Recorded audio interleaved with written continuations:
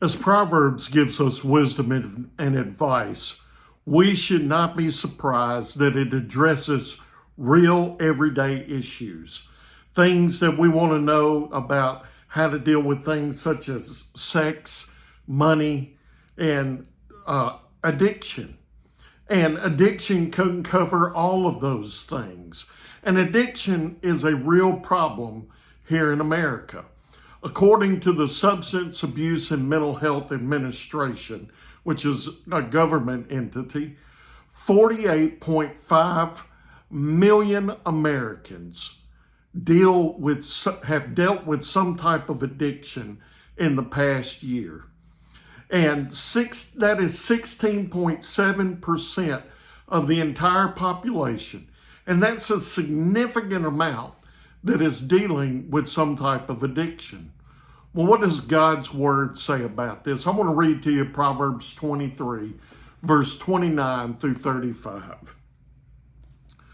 Who has woe? Who has sorrow? Who has conflicts? Who has complaints? Who has wounds for no reason?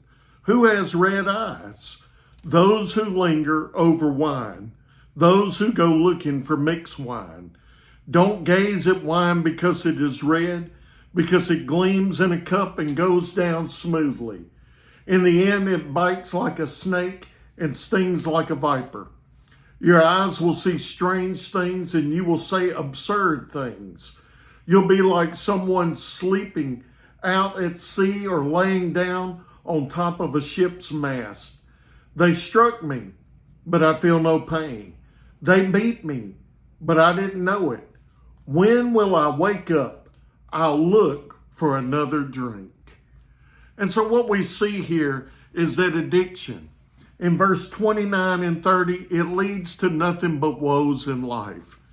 And those woes are built on empty promises that we see in verse 31 and 32. It said, I look for a glass of wine, it goes down smoothly, but in the end it bites like a snake. It causes ill effects. It makes you see strange things, like you're woozy sleeping in a ship's mast. It feels like you've been beat. It causes ill effects on the body.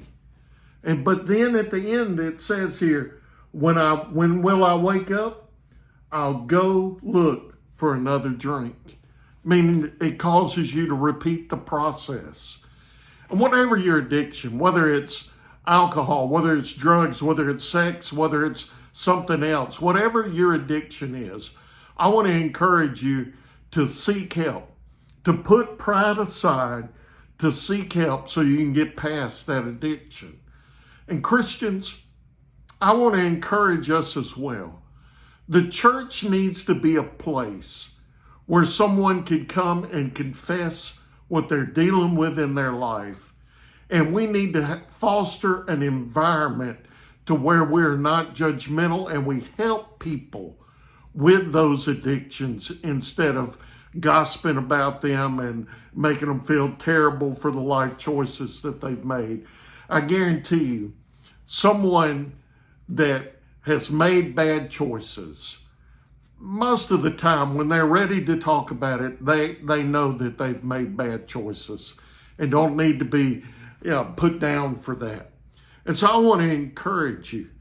Addiction brings nothing but agony in life.